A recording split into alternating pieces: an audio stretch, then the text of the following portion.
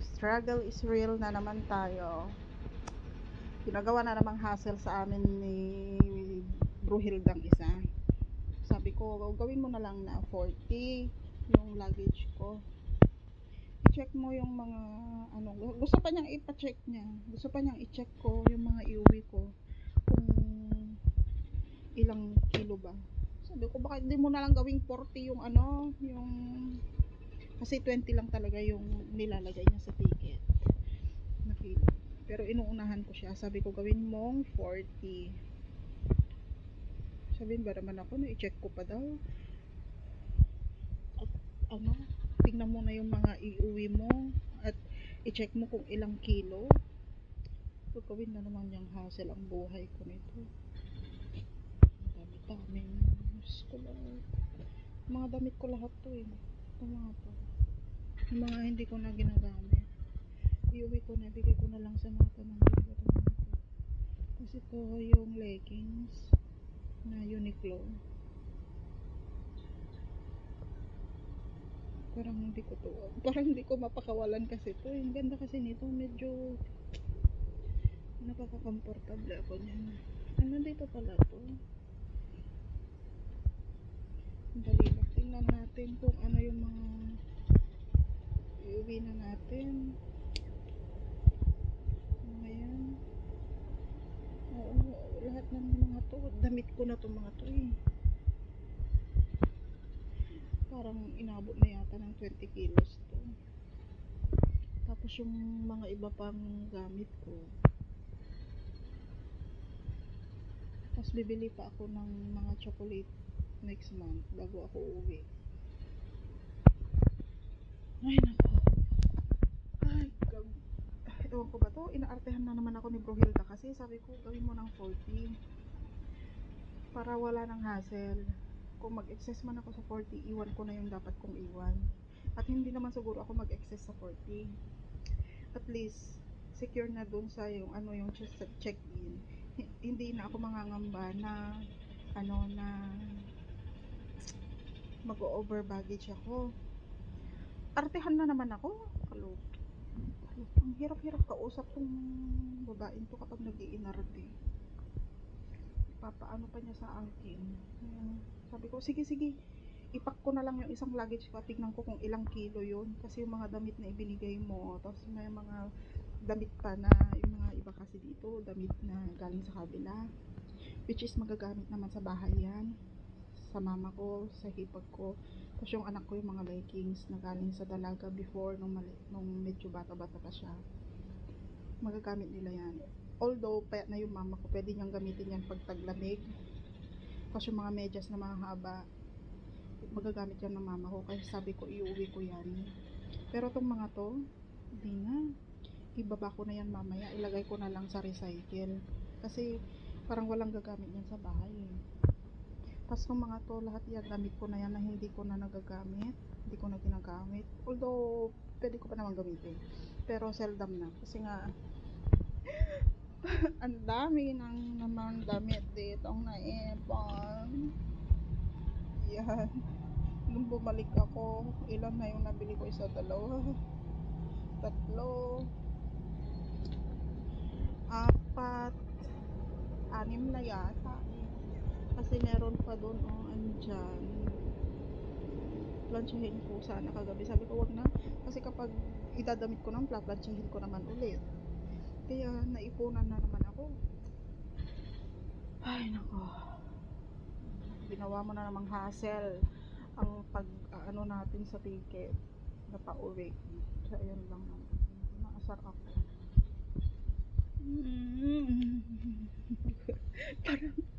parang tinatamad ako mag-pack. Bigay ko to sa anak ko kasi dalaga na. Gagamitin ko sana pero sabi ko sa anak ko na lang, sa kanya na lang kasi dalaga naman na siya.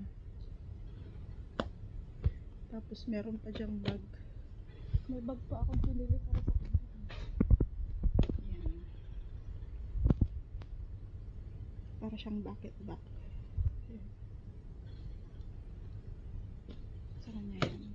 dalaga na siya. Yun ang kagandahan pag may anak kang babae. Kaysa mas madaming mapagpipilian ng mga gamit ang babae kaysa lalaki. So yan lang naman, magpapak na ako para alam ko kung ilan yung ipipilit kong kilo talaga, dahil inartehan na naman ako. Ay, Diyos ko, ang dami kong plinansya kagabi. Yan, tinapos ko na talagang plansyahin kagabi kahit pagod na ako, dahil masakit pa rin yung aking kamay. So yan lang naman, at magpack na ako, mamaya magising na yung aking alaga. Thank you for watching. Yan, struggle is real na naman tayo. Pauwi ng Pilipinas. Yan, tuwing pauwi na lang ng Pilipinas, ini-struggle ako ng Rohilda ko eh. Magpapak lang, basta booking time ng ticket, ini-struggle ako niyan. Mas lalo ngayon,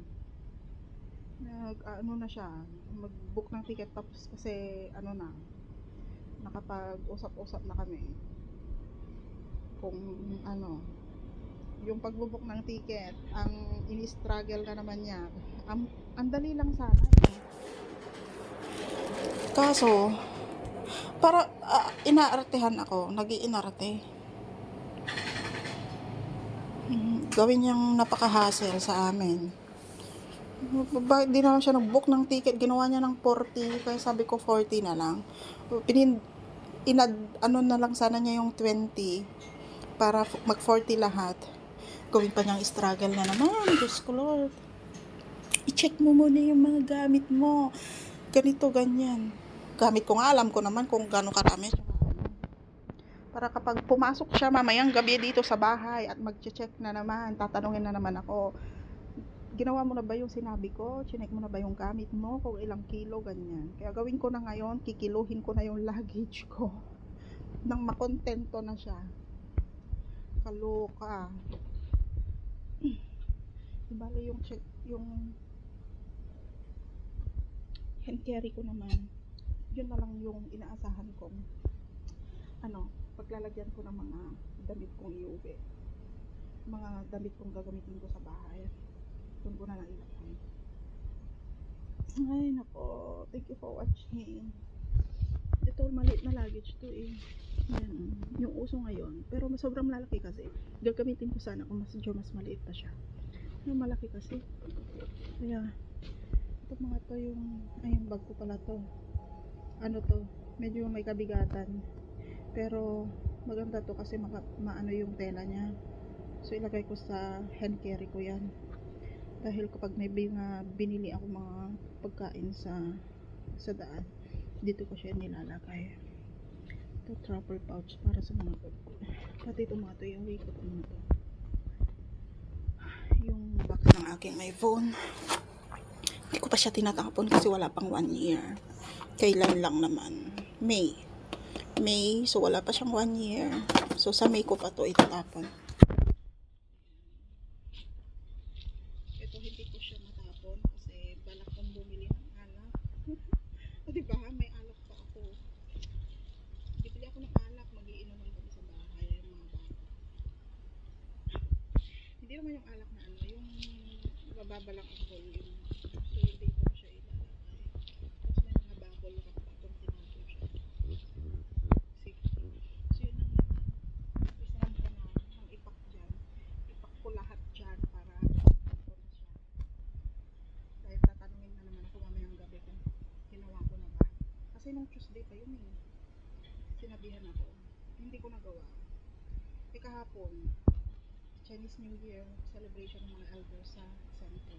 So dinala ko yung alaga ko. So hindi ko na naman nagawa kasi 5 PM na kami umuwi. Kagabi, nagplansya ako, hindi ko na naman nagawa. So ngayon, gawin ko na. Mamayang gabi, tatanungin na naman ako. So yan lang naman. Thank you for watching. Magulo yung aking dami-dami kong kailangan i-ayos. Sana magkasya lahat ng mga to dito sa isa lang. Para yung mga back dito na lang sa isa. Sana, hopefully, magkasya lahat. Dahil kung gawin ko tong 30, tapos ito is mga 10. or 12 para ano, may iuwi ko na tong luggage ko na to. Pwede nilang gamitin pa to sa bahay. Kasi yung sister-in-law ko, nagta-travel din sila. Kasama niya yung mga katrabaho niya. So, pwede nilang gamitin yan. Yun lang naman. Thank you for watching.